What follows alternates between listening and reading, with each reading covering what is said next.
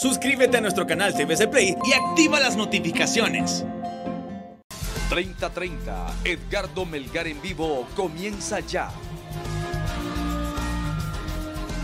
Saludos amigos de 3030, qué bueno que están con nosotros, gracias por su amable y gentil sintonía. Para esta noche tenemos un programa sumamente informativo, orientador, diferentes ángulos, no se lo pierdan. Estará con nosotros el doctor Miguel Sierra Hoffman en unos minutos, la doctora Silvia Portillo, el doctor Omar Videa, especialistas que nos han acompañado durante más de un año ya en esta pandemia. Con lo último sobre el COVID-19, que por siempre yo le digo a usted y le recuerdo, llame a su familia, convoque a su familia, convoque a sus amigos, a sus hijos adolescentes, por favor, a sus abuelos, a los adultos mayores, a los adultos, a todos, por favor, reunidos ante el televisor, porque hoy tenemos un programa fabuloso que estoy seguro que no solo nos va a merecer su atención, sino que además va a ser de mucha orientación e información a ustedes con lo último que ha estado ocurriendo. Pero antes de entrar al tema COVID, esta noche está con nosotros unos minutos el señor César Espinal.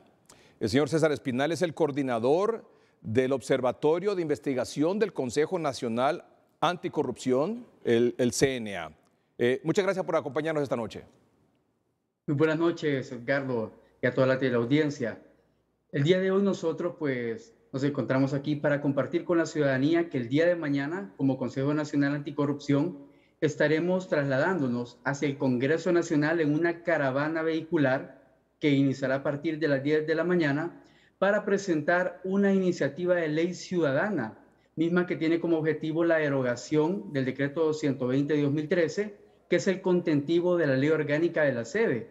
Nosotros llevamos 3 semanas haciendo presencia en varios municipios del país. O sea, hemos hecho un trabajo a nivel nacional en el cual hemos recolectado hasta la fecha más de 15,000 firmas en las cuales los ciudadanos han demostrado su postura al respecto de la sede y este rechazo que ha sido rotundo por parte de la ciudadanía hondureña con este tema.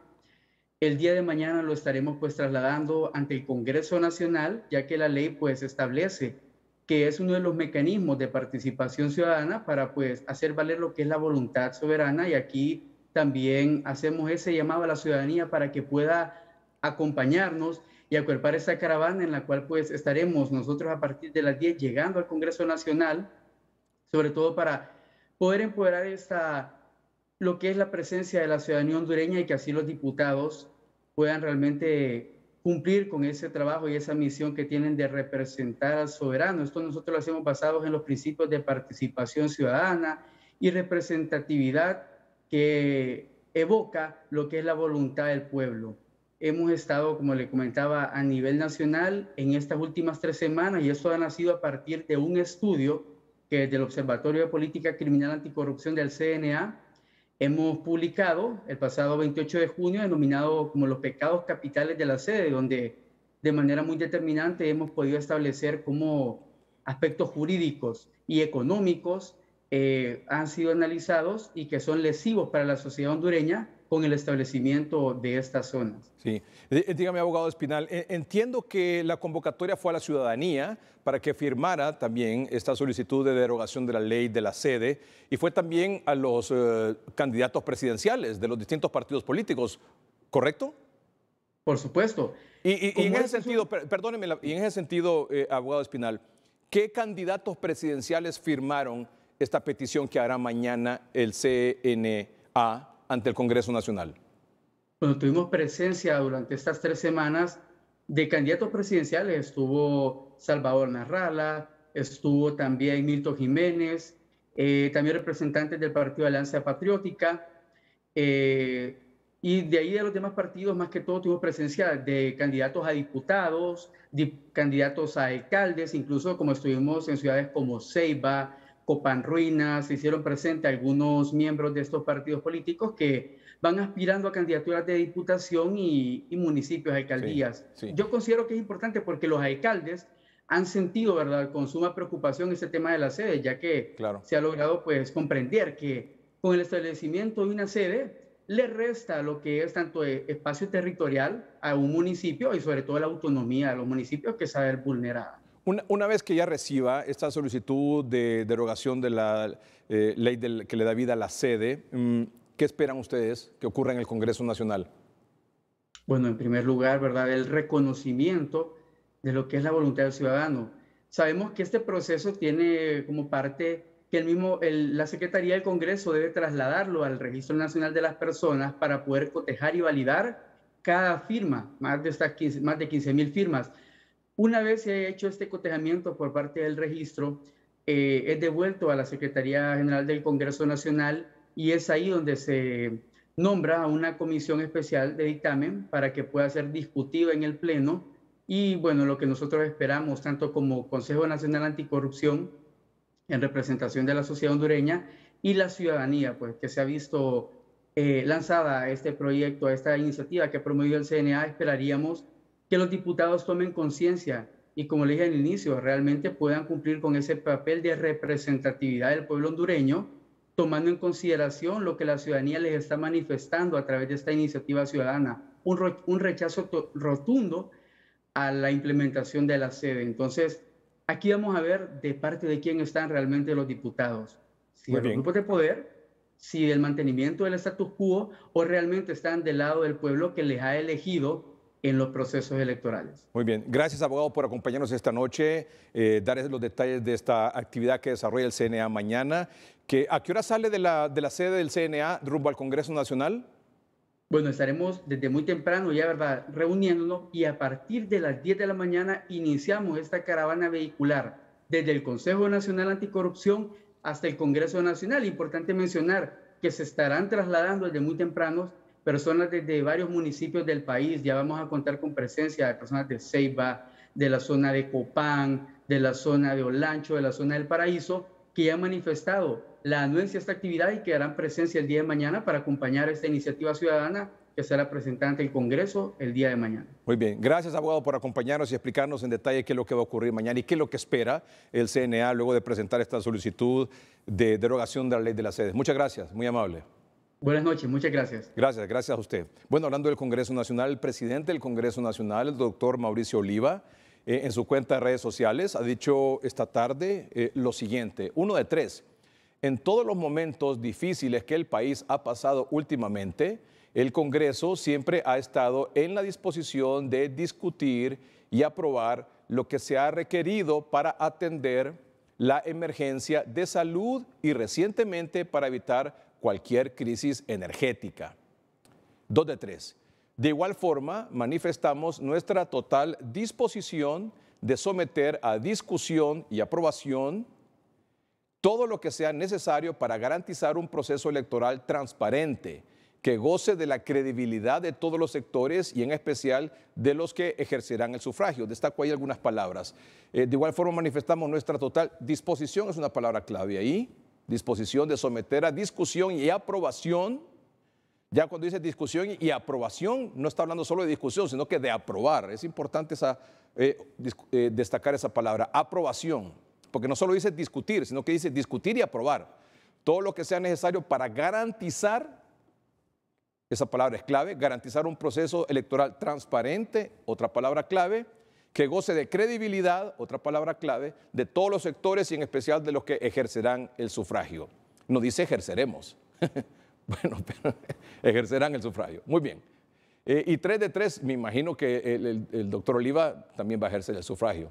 Luego, 3 de 3, en el momento que recibamos por parte de ese fin, es decir, de la Secretaría de Finanzas, el dictamen correspondiente al presupuesto requerido por parte del Consejo Nacional Electoral, procederemos a convocar a sesión de forma inmediata y someter el tema a discusión y reitera nuevamente aprobación por el bien de Honduras y su democracia. En el momento, oiga bien usted, porque mucho se ha estado hablando en las últimas semanas de que el Congreso Nacional no ha aprobado el presupuesto para el Consejo Nacional Electoral y todas las cosas que necesita, todos los mecanismos que necesita adquirir, los procesos de licitación para garantizar que las elecciones sean lo más transparente posible. Bueno, pero ahora el presidente del Congreso ha salido adelante y ha dicho, bueno, en el momento que recibamos por parte de la Secretaría de Finanzas el dictamen correspondiente al presupuesto requerido por parte del Consejo Nacional Electoral, procederemos a convocar a sesión de forma inmediata y someter el tema a discusión y aprobación por el bien de Honduras y su democracia. Así que ahora la pelota o la sartén, la pelota está en la cancha del Ejecutivo, de la Secretaría de Finanzas. Don Pedro Barquero, que es el coordinador de la campaña del Partido Salvador de Honduras, en su cuenta de redes sociales ha dicho, ¿qué pasa, Cefín? ¿Están boicoteando las elecciones? Luis Mata, un mes y no contestan, le dice el señor Pedro Barquero, como seguimiento a la información que ha dado esta tarde el doctor Mauricio Oliva sobre el presupuesto del Congreso Nacional. Lo vamos a discutir y lo vamos a aprobar para garantizar transparencia y credibilidad en las próximas elecciones. Y que hay una disposición para discutirlo y aprobarlo. En cuanto la Secretaría de Finanzas les dé el visto bueno en cuanto al presupuesto del CNA para que el Congreso Nacional luego lo apruebe. Vamos a un corte comercial en el programa. Cuando regresemos, estoy seguro que usted, amable televidente, ha escuchado hablar mucho, los ha visto, se ha preocupado por ellos, les ha dado a ustedes, amables televidentes, esa sensación de impotencia, de frustración, de decepción. Me refiero al personal del triaje del gimnasio José Simón Ascona de La Ceiba. Van a ajustar cuatro meses de que no les pagan. Y siguen ahí, al pie de la bandera, atendiendo pacientes. Vamos a conversar con ellos después de la pausa comercial. Ya volvemos.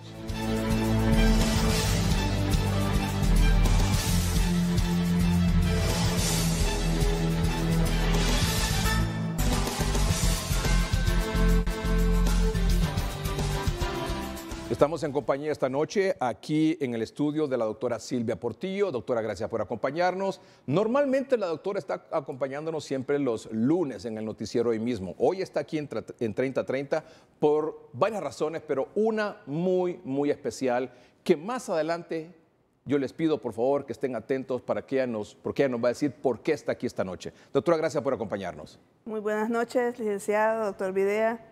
Siempre es un gusto estar frente a su teleaudiencia. Gracias. Doctor Omar Videa, gracias por estar con nosotros, como todos los domingos. Muy buenas noches, licenciado Edgardo Melgar, doctora Silvia Portillo y amables televidentes de 3030. Como bien lo mencionaba al inicio, tenemos un programa hoy con mucha información, con mucha orientación y con muchas propuestas para salir avante en esta pandemia. Atención a todos los vacunados con Sputnik. Tenemos información importante para ustedes en unos minutos. Antes, muchas gracias por acompañarnos desde el triaje del gimnasio José Simón Ascona en La Ceiba, Atlántida, a la doctora Yasmín Coto y a la doctora Sadei Vega. Doctora, buenas noches. Muy buenas noches, licenciado Edgardo Melgar. Hola. Es un honor para nosotros esta noche poder compartir con usted. Muy bien, gracias doctora Yasmín. Doctora Sadei, hola. Buenas noches. Gracias por acompañarnos. Es un placer estar acá con todos ustedes.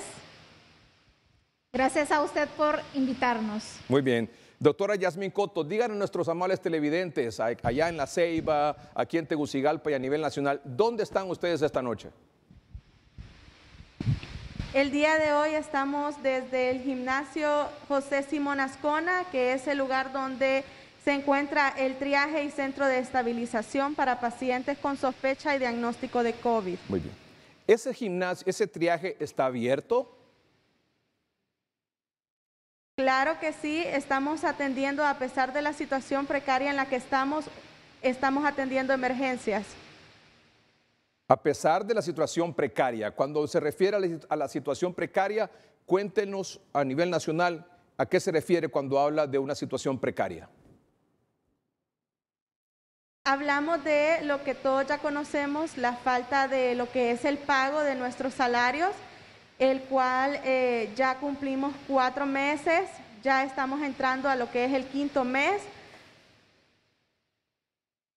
Ya llevamos aproximadamente una semana laborando del 5º mes.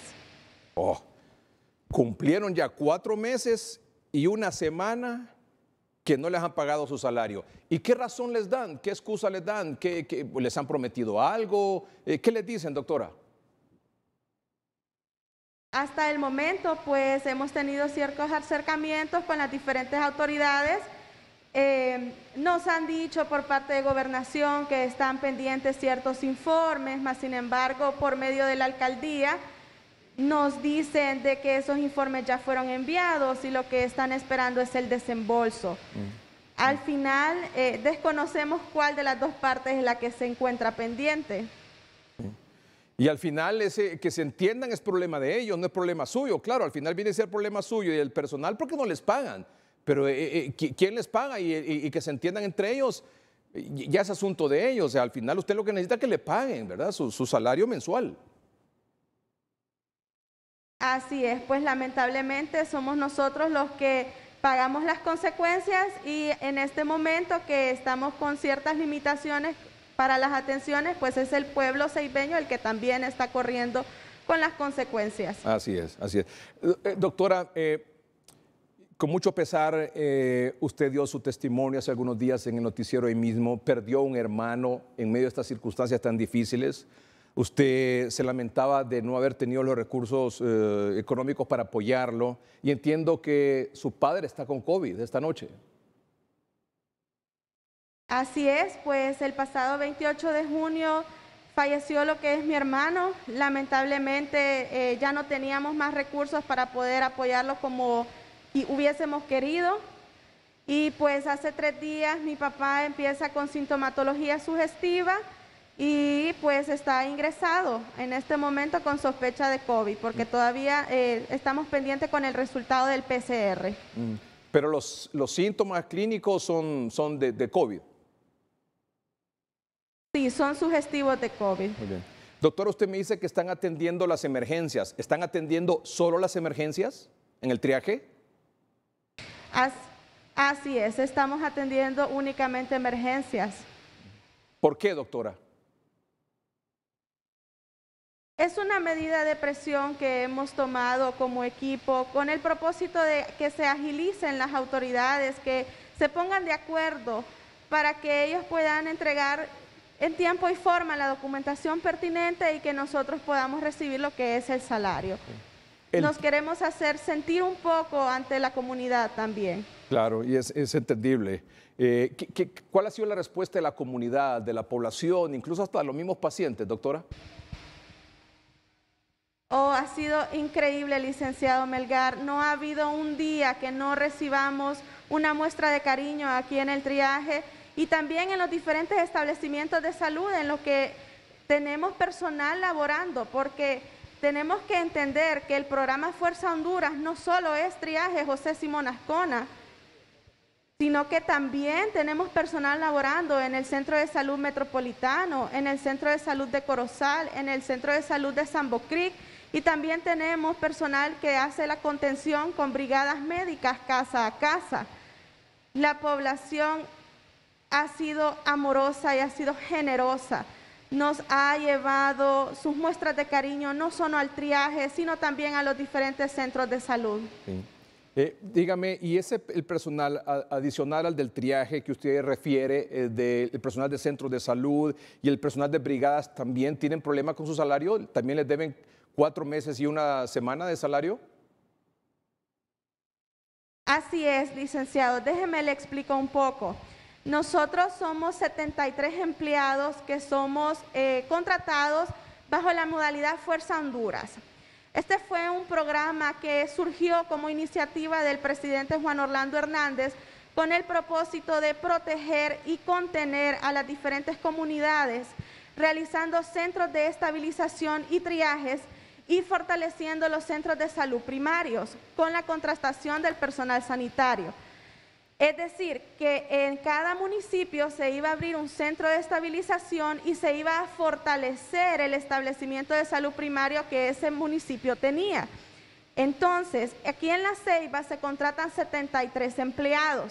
La mayoría se encuentran laborando en lo que es el triaje José Simón Ascona, pero también tenemos personal bajo la misma modalidad de contrato que fue asignada a los centros de salud para fortalecerlos y también fue asignado a lo que es la Casa del Niño, que funge también como un centro de triaje. ¿Cómo hacen para sobrevivir después de 4? Entonces, perdón. Entonces, al final, todos estamos bajo el mismo contrato, laborando en distintas instituciones, pero todos nos debemos al mismo contrato y a la misma situación de la falta del salario. ¿Y estos contratos son por cada 3 meses se están renovando? Así es, empezamos nuestro primer contrato el 10 de agosto del 2020. Ese contrato finalizó en noviembre. Posteriormente, en noviembre, volvimos a firmar un contrato, el cual culminó en febrero. Posteriormente, se nos firmó un mes más de contrato, el cual culminó en marzo. Posteriormente, continuamos laborando hasta lo que es el mes de mayo, donde una comisión decidió visitar a las autoridades de la municipalidad para consultar si nos iban a dar contrato o si íbamos a permanecer laborando sin contrato, y también consultar quién se haría responsable de los salarios. Ese mismo día fuimos recibidos por el administrador, que es el licenciado Saúl Salgado. Él nos informó que sí se nos iba a brindar un contrato. El contrato lo firmamos el 26 de mayo. Pero no nos dieron respuesta con respecto a las fechas de pago. Posteriormente, ese contrato culminó 15 días después de haberlo firmado, porque lo firmamos el 26 y culminó el 13 de junio.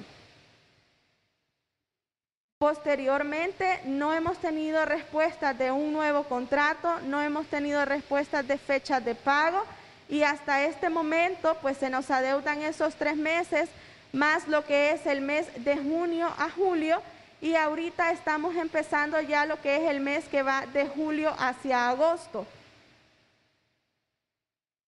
Está con nosotros esta noche la doctora Silvia Portillo, que seguramente tanto la doctora Yasmín como la doctora Sadei han visto aquí en el noticiero, en el programa 3030, también el doctor Omar Videa. Doctora Silvia Portillo, no sé si usted tuviera algo que comentar con, Sí. con las doctoras. Bueno, en primer lugar, hay 3 cosas muy puntuales. En primer lugar, quiero dar mis condolencias. He seguido muy de cerca lo que sucedió con usted, su hermano y su familia.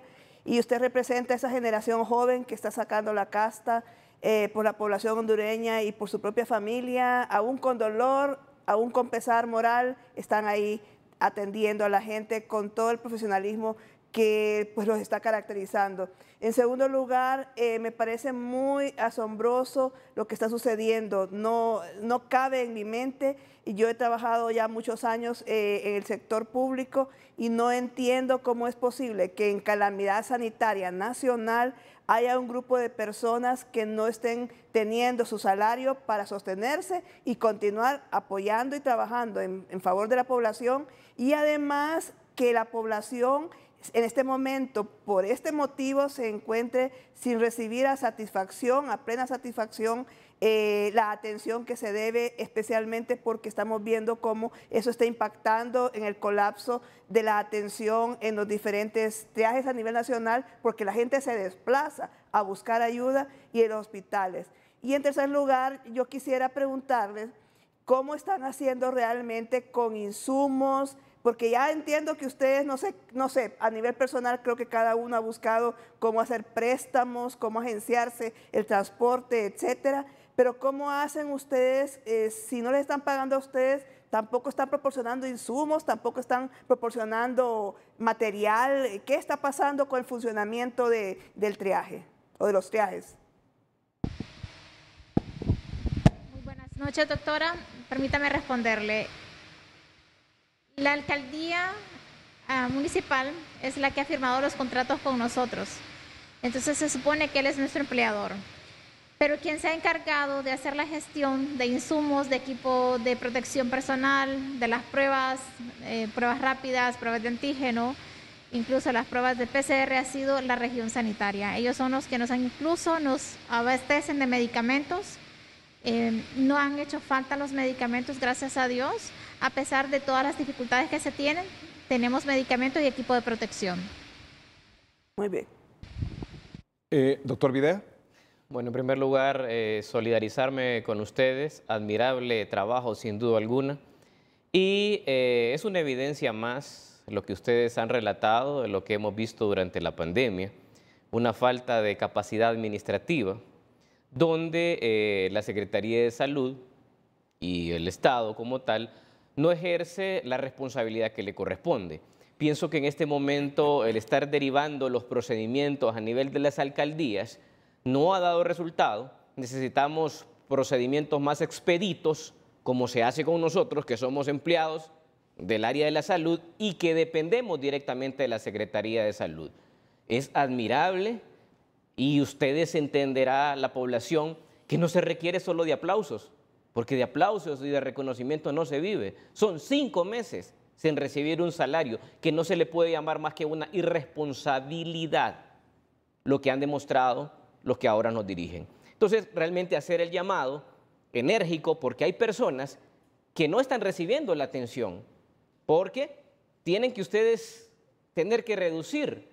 Y entonces, ¿quiénes son los que terminan también sacrificándose? Ustedes en primer lugar, lógicamente, pero también los pacientes que dejan de recibir la atención. ¿Y qué puede ocurrir? Que pacientes posteriormente se compliquen, llegan al triaje y así comienza ese proceso a favor del virus, no en contra del virus. Realmente esperamos que pronto puedan tener una solución a su problemática porque es prácticamente invivible la situación que están viviendo en este momento.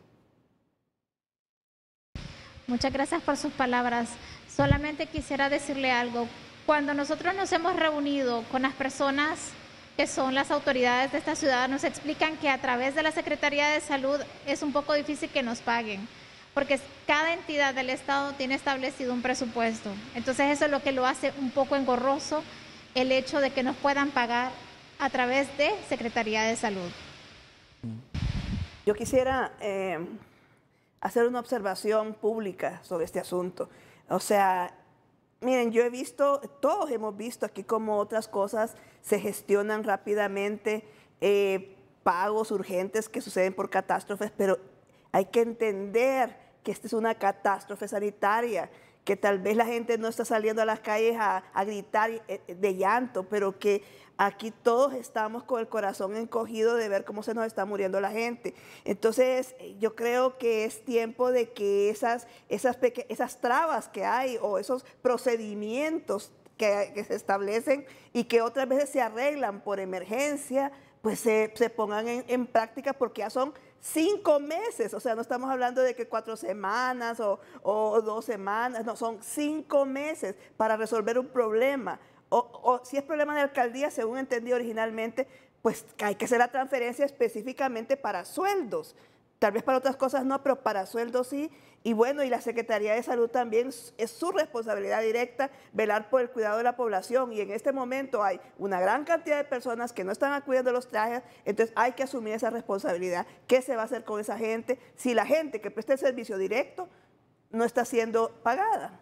A mí me sorprende algo también, doctora Portillo, doctor Videa, doctoras Yasmín y Sadey, decir, y amables televidentes, para los hospitales móviles en cuestión de horas, minutos, solicitaron, aprobaron y transfirieron casi $50 millones. En cuestión de minutos, solicitaron, aprobaron, transfirieron. ¿Y cómo es posible que tenemos ya casi 5 meses, vamos a ajustar, con este personal de triajes, brigadas y centros de salud que no les pagan? Así que a mí me parece realmente sorprendente, como decía el doctor Videa, y lo reafirma la doctora Portillo, esto no refleja otra cosa más que la ineficacia, la inoperancia, incapacidad de alcaldía, gobernación, Secretaría de Salud. Al final, indistintamente de quién sea la responsabilidad, este personal está pagando los platos rotos, esa incapacidad, esa inoperancia, y no digamos los pacientes. Doctora Yasmín, doctora Sadey, muchas gracias por acompañarnos. Saben ustedes que estamos con ustedes en 30-30 y hoy mismo, lo saben, doctora Yasmín, ¿verdad? Por supuesto que sí, licenciado Melgar. Para mí es un honor tener el apoyo de su medio. Ha sido muy confortante poder tener esta puerta abierta para que todos nosotros podamos dar nuestros puntos de vista y explicar lo que nosotros estamos viviendo. Nuevamente voy a tomarme unos minutos para poder disculparme públicamente con la comunidad ceibeña, porque es lamentable no poder darle la atención de primera a los que ellos están acostumbrados a recibir por parte del triaje y por parte de los diferentes establecimientos de salud. Y solicito también la comprensión de la comunidad para que ellos puedan tener un poquito de empatía y colocarse en nuestros zapatos y poder entender el problema en el que estamos. Así es. ¿Y a quién le dejo la libertad para que usted decida a quién le quiere hacer un llamado para que resuelva este asunto? Pues primeramente le hago un llamado al presidente de la República, ya que él en diferentes ocasiones y en diferentes medios ha dicho que ama a Honduras. Asimismo ha dicho que va a fortalecer los triajes y que va a fortalecer todos los centros de salud para contener la pandemia. Mas, sin embargo, en este momento nosotros nos sentimos olvidados por parte del presidente porque no hemos visto una respuesta. Asimismo, hago un llamado a lo que es la Secretaría de Salud y las diferentes autoridades de gobernación para que puedan poner un poquito de atención al problema que estamos viviendo en este momento y nos puedan dar una respuesta favorable. Doctora... Todos anhelamos regresar a nuestras labores. Claro, lo más pronto posible. Así es. Así es. Doctora Sadei Vega, doctora Yasmín Coto, de nuevo muchas gracias. Nuestra solidaridad, acompañamiento en este proceso, hasta que les paguen, doctora. Muchas gracias por acompañarnos y deseamos aquí con el doctor Videla, la doctora Portillo, pronta y satisfactoria recuperación total de su padre. Muchísimas gracias. Gracias a todos ustedes. Gracias por permitirnos abrir este espacio y quisiera nada más robarle un minuto. Fuerza Honduras acá en La Ceiba es sumamente importante. Nosotros hemos atendido solamente en 2 meses más de 14,000 personas. Somos un equipo grande, somos un equipo que trabaja. Lo más importante en esta enfermedad es la prevención. Y todos hemos trabajado de tal manera de que el Hospital Atlántida no se ha visto abarrotado como se ve en San Pedro Sula y Tegucigalpa. Todos somos un equipo, todos somos necesarios para hacer un buen trabajo por el bienestar de la sociedad de La Ceiba. Muchas gracias y buenas noches. Muchas gracias de nuevo a ustedes. Esperemos que realmente valoren ese gran esfuerzo, ese gran compromiso, esa gran entrega de este personal, porque hasta el momento no lo han hecho. Y haciendo una gran contención. Sí. Escuchen los datos, amables televidentes. 14,000 personas atendidas por 73 personas. Sí. Y con la contención que han hecho. El departamento de Atlántida estuvo ubicado en los primeros 8 meses en el 3er lugar en relación al número de casos. En este momento ocupa el lugar número 5. O sea, es de reconocer que sí han logrado hacer una contención y ese hospital regional vemos que ha sido uno de los que menos ha llevado a una ocupación al 100%. Muy bien. De nuevo, doctora Yasmín Coto, doctora Sadei Vega, nuestro reconocimiento, agradecimiento y acompañamiento en todo este proceso. Muchas gracias. Buenas noches. Buenas noches. Muy bien, vamos a una pausa comercial. No se pierdan el tema con el cual vamos a regresar. No se lo pierdan por nada del mundo. Ya volvemos.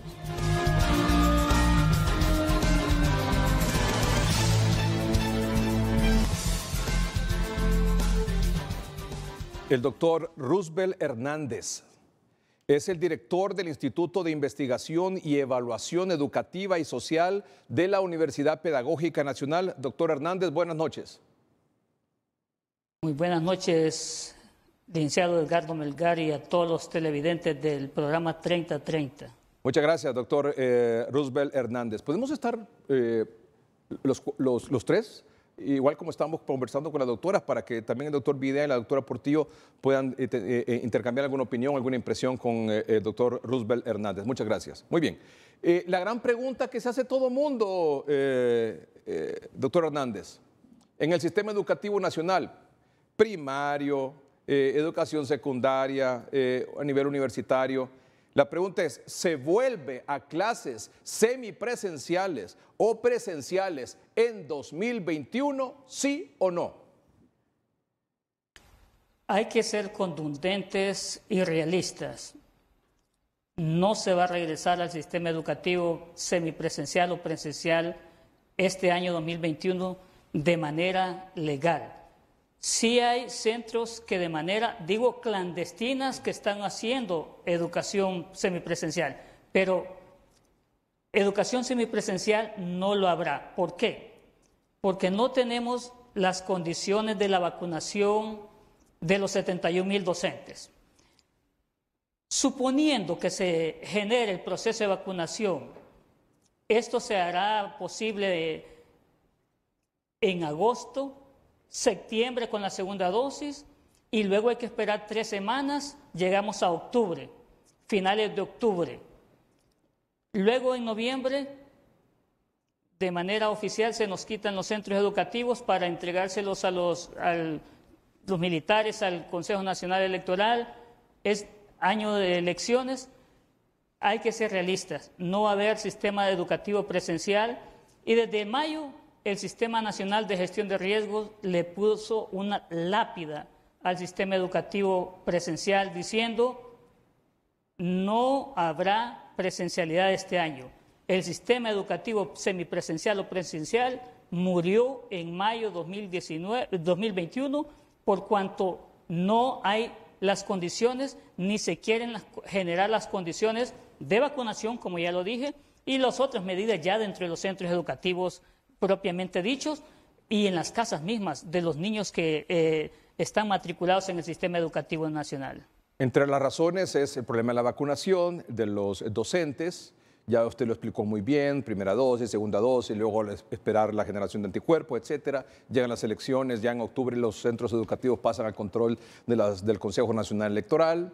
Luego hace referencia también a que creo que son 6.000 centros educativos y de esos 6.000 centros educativos un porcentaje muy, pero muy alto, usted no sé si lo tiene, no cuenta con energía eléctrica y más importante aún, no cuenta con agua potable ni servicio de aguas negras.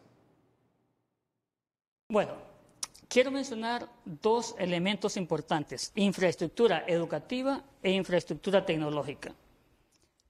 En infraestructura, digamos, propiamente dicho, en electricidad todavía tenemos el 45% de los centros educativos hondureños que no tienen sistema de energía eléctrica. Pero aún más, para tener las condiciones para estar en el centro educativo, se requiere de agua potable. Eso es un elemento importante, que haya agua potable, suficiente gel o jabón para estarse lavando con cierta frecuencia. Aquí, digamos que eso es bastante crítico y yo quiero dar a conocer que solo el 68% de los centros educativos tienen agua potable de servicio público. El 8% es agua de pozo, el 4% es agua de río, pero aún más alarmante, el 19% no tiene ningún tipo de agua, no hay sistema de agua. Es decir, 1 de cada 5 centros educativos que tiene el país no hay agua. Y aún más, los sistemas de evacuación de aguas negras. El 32% de los centros educativos hondureños no tienen un sistema de evacuación de aguas negras. Es decir, los niños y docentes tienen que ser en cualquier lado. Tienen que ir a una casa vecina, porque no lo hay. Entonces, esas son condiciones básicas para poder regresar a un retorno semipresencial. Pero ahora bien, se requiere la infraestructura tecnológica. Y aquí yo quiero presentarles a ustedes y recordar una noticia que en abril 2021 se oficializó una comisión para la mejora de la calidad educativa. Allí se planteó que Honduras arrancaba en una tercera reforma educativa. Pero literalmente yo quiero leer el discurso que allí surgió. De acuerdo con el Poder Ejecutivo, con la tercera reforma educativa, se contempla mejorar el funcionamiento del sistema haciendo uso de las tecnologías de la información y poniendo en práctica la educación para el trabajo en la mayoría de los centros educativos del país. Pero escuche esto, licenciado Melgar. El presidente aseguró que a mediano plazo seremos un ejemplo para el mundo con el desarrollo de las 3 reformas educativas. Esta meta consiste en que en las 15.000 escuelas públicas se cuente con Internet, computadoras, portátiles y tabletas, así como en las plazas públicas para que los estudiantes tengan las mismas oportunidades de aprender como los alumnos de los centros educativos privados. O sea, se prometió que en todos los centros educativos hondureños iba a haber computadoras y iba a haber internet. Ahora le presento los datos de ahorita, que nos presentan, digamos, no son 15.000 centros públicos, son 21.000. Solamente en 2.000 hay computadoras, hay laboratorios de computación. Tecnología es requerida. Se prometió en el 2014, 7 años después, solo en 2.000 centros hay laboratorios de computación. Y para los 1.4 millones de niños y jóvenes en los centros públicos, solo existen 35.000 computadoras. Esto es un dato reportado en mayo del año pasado por la Secretaría de Educación. Solamente 35.000 computadoras en buen estado. Ahora, lo más crítico es que se requiere también de Internet. De los 15.000 o de los 21.000 que son en la realidad en 2021 de los centros educativos públicos, solamente 545 centros tienen Internet, con un promedio de ancho de banda de 6 megabytes. O sea, 545 de los 21.000. Cerca del 2%. Esa infraestructura tecnológica es fundamental para retornar a los centros educativos. Y aún más se requiere de la infraestructura tecnológica en los hogares. Solamente el 16% de los hogares hondureños tienen computadoras. Menos del 10% de los centros, de las casas, de las aldeas, tienen internet en su casa. Entonces, esa es la realidad. Se nos prometió y todos estuvimos alegres con esa noticia de esa tercera reforma educativa. Pero han pasado 7 años y no tenemos aún nada. Entonces, para que se vuelva a la semipresencialidad necesitamos nuevamente, como lo digo, vacunación. Necesitamos que se genere la infraestructura básica, por lo menos de agua potable. Se requiere también que exista el Internet gratuito, que fue aprobado en un decreto legislativo y no se ha cumplido, que se ha prometido por las autoridades educativas y no se ha cumplido. Se prometieron dispositivos, se prometieron 200.000 tablets para los jóvenes de educación media. Los reportes dicen que se entregaron 5.000. Entonces se requiere que todos tengan Internet, que todos tengan dispositivos. Y además se requiere que haya materiales autoformativos impresos. ¿Por qué? Porque si se retorna a la semipresencialidad, que ya no será este año, sino en el 2022, podrán estar en el centro educativo 1 o 2 días. Los otros 3 o 4 días estarán en su casa. Entonces se requiere la infraestructura básica tecnológica y física en el centro y la infraestructura tecnológica y pedagógica en la casa. Así todavía tenemos 6 meses o 7 meses para que se haga lo que han pasado 2 años y no se ha avanzado lo suficiente. Se han hecho esfuerzos, pero insuficientes porque no ha habido la suficiente inversión para poder mejorar el sistema educativo hondureño, que sin duda está en una crisis fuerte, por cuanto los indicadores nos manifiestan que el cierre debido a la pandemia nos ha pegado fuerte. Si antes estaba, digamos, cerca de 2 millones de niños matriculados, en el 2021 solo tenemos 1.700. Es decir, comparado con el 2018 son 250.000 niños menos. Estoy dando cifras, pero detrás de esas cifras hay hogares pobres, hay hogares sin esperanza. Tenemos 1.3 millones de niños entre 3 y 17 años que están fuera del sistema educativo sin esperanza alguna. Los padres no pueden pagar la recarga telefónica. Entonces, ahora es que necesitamos un compromiso real, no discursos, sino realidades, para poder rescatar a estos niños que se han retirado del sistema, cerca del 10% en cada uno de los niveles, llegando a una matrícula neta de educación media. Los jóvenes entre 15 y 17 años solamente tenemos el 16% de la edad correspondiente matriculados en educación media. ¿Se imaginan? Los jóvenes, que son los que más en riesgo social están, solamente tenemos el 16%. El 84% de entre 15 y 17 años no están en los centros educativos. ¿Qué le espera a esta juventud? Una pregunta antes de que la doctora Portillo y el doctor Videa hagan su comentario, y no sé si tal vez alguna consulta para usted, doctor Hernández. Honduras está entre los países, no sé si centroamericanos o a nivel del continente o Latinoamérica, igual que estos otros países que no han abierto sus aulas ni para clases semipresenciales o presenciales, o nosotros nos hemos quedado atrás en todo esto. Bueno, y otros han avanzado, perdón. Ok.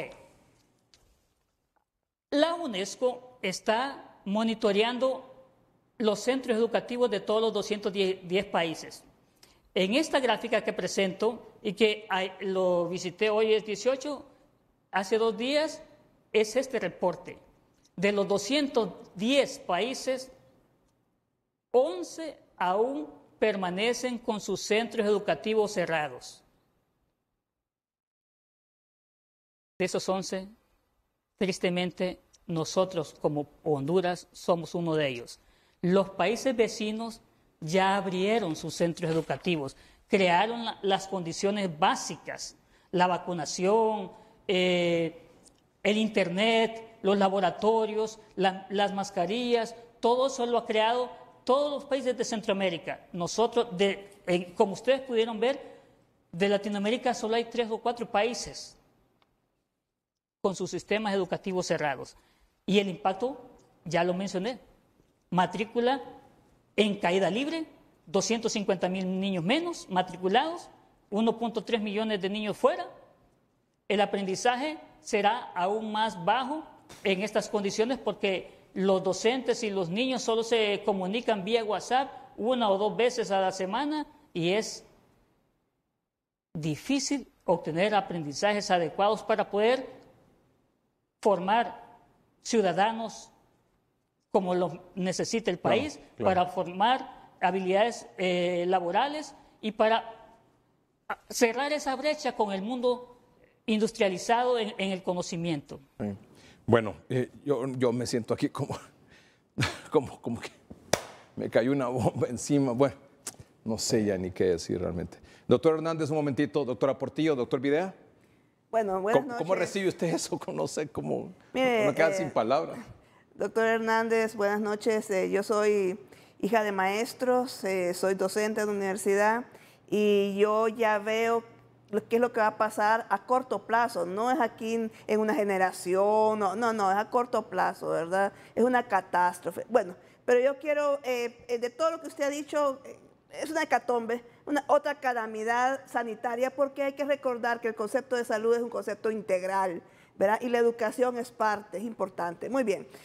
Yo quisiera ahí plantear algo. A mí me parece que están perdiendo una gran oportunidad, ¿verdad?, el gobierno, de por fin poner en línea, ¿verdad?, poner en un mejor nivel la infraestructura de los centros, la parte física, porque si ahorita la ventaja que podría ser es que están vacíos, siguen estudiantes, entonces es de componerlos porque se facilita, ¿verdad? Miren, ahorita que hay tanta necesidad de trabajo, pues sería una gran fuente de trabajo entrar al asunto de la construcción y reparación y mantenimiento de los locales. Eso como una cosa muy práctica.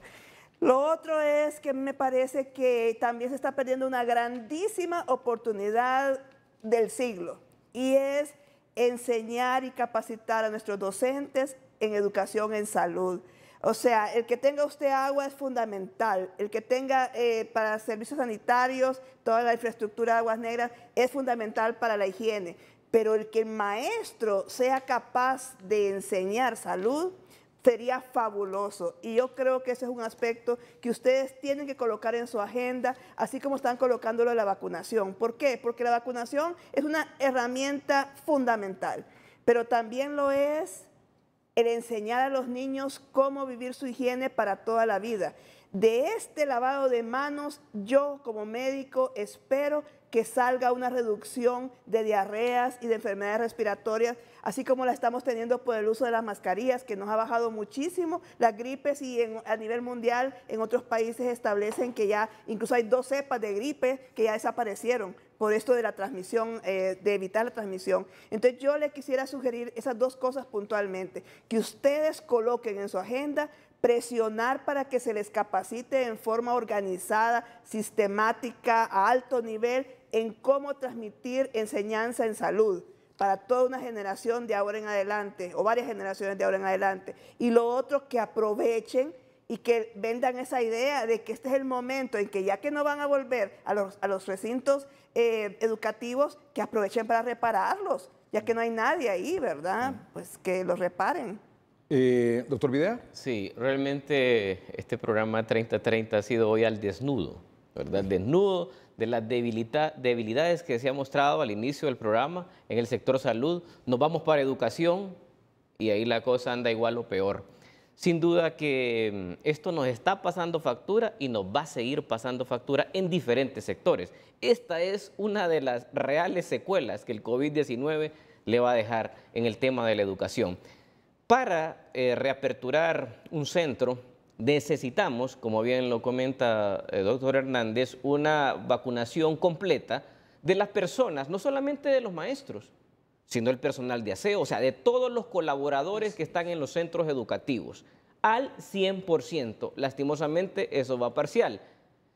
Y va en algunos departamentos, como en el departamento del Paraíso, donde gran parte del magisterio ha sido vacunado, pero necesitamos hacerlo de manera masiva en el país, en el sector de los servidores en la educación, donde se incluyen los maestros y el resto de colaboradores. Otro aspecto importante también es que, una vez reincorporando a esta población infantil, se requiere, como usted bien lo mencionaba, de todas las condiciones de infraestructura para poderlo llevar a cabo el proceso de enseñanza-aprendizaje, pero también reducido también el número. El número promedio que se establece es de un 20% en relación a la ocupación que un aula habitualmente tenía. Entonces tiene que hacer una redistribución, reorganización, no solamente es reaperturar porque ya tengo agua, sino que también ver cómo usted va a incorporarlo.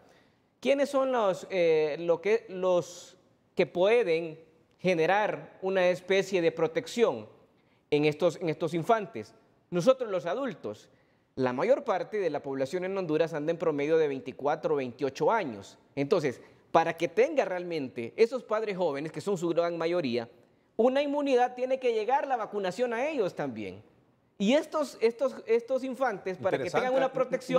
No solo a los maestros, sino que también a los padres de los alumnos. Por supuesto. Claro. Y entonces, ahora vamos por los 50 años, imagínense de aquí que llegue a los menos de 30, que es la gran mayoría de los padres de familia de estos menores que están en preescolar y en el sistema de nivel escolar. Entonces, vea que tiene un entorno tan importante el tema, que si bien es cierto, no es la bala de plata, la vacunación, pero sí es uno de los factores muy importantes que ayudarían a solventar la situación y tener una reincorporación más temprana, porque lastimosamente, si no, esta reincorporación se va a volver clasista.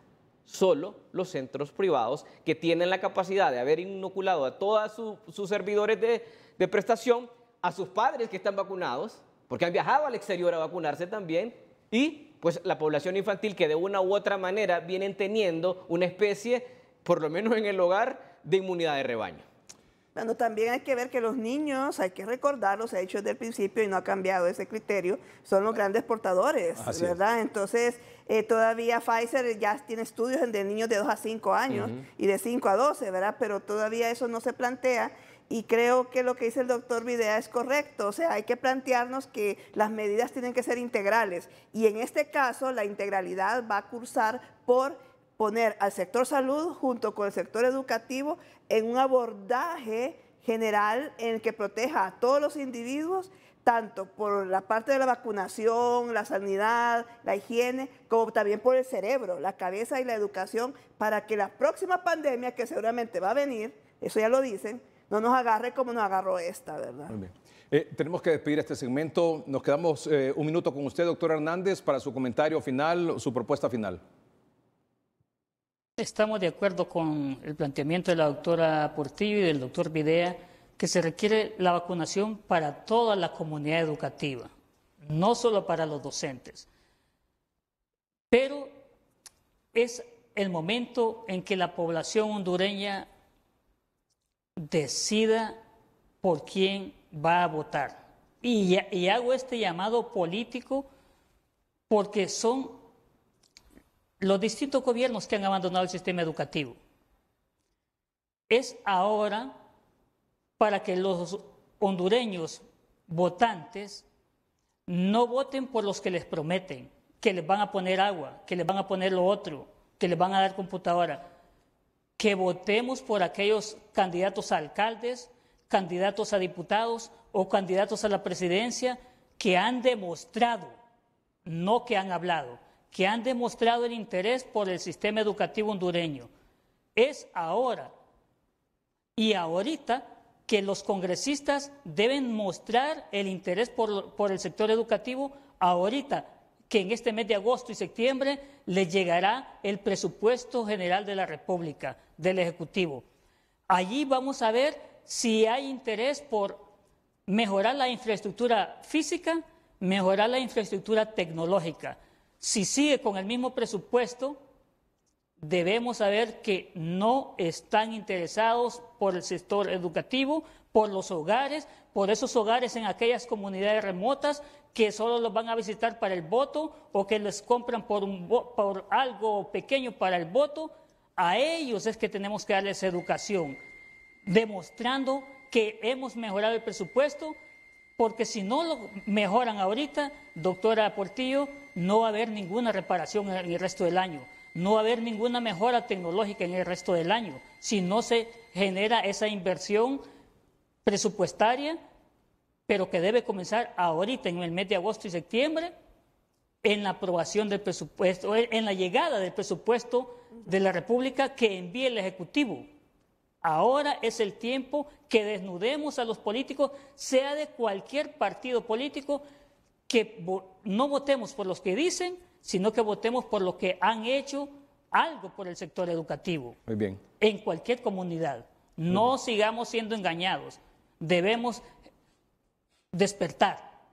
Muy bien. Solamente entre todos podemos mejorar el sistema educativo. Muy bien. Doctor, impresionante, magistral su participación y la información que nos ha dado esta noche aquí en el programa. Doctor Roosevelt Hernández es director del Instituto de Investigación y Evaluación Educativa y Social de la Universidad Pedagógica Nacional. Muchas gracias, doctor, por acompañarnos. Buenas noches. Muchas gracias a todos.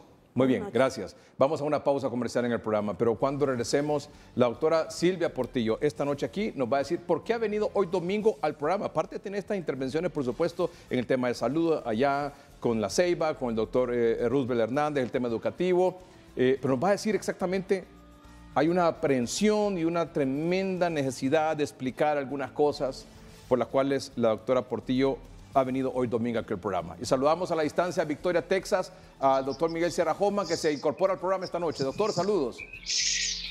Buenas noches, Edgardo.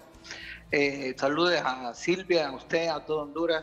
Estoy un poquito ronco, como me oye, por todos los gritos que di ayer en la noche. ¿Verdad? Pero celebrando los goles, doctor. Por supuesto. Muy bien. Bueno, esperamos que siga celebrando entonces. Que todos en general. Está aquí también el doctor Omar Videa. Vamos a una pausa comercial. No se pierde el programa. Lo que viene.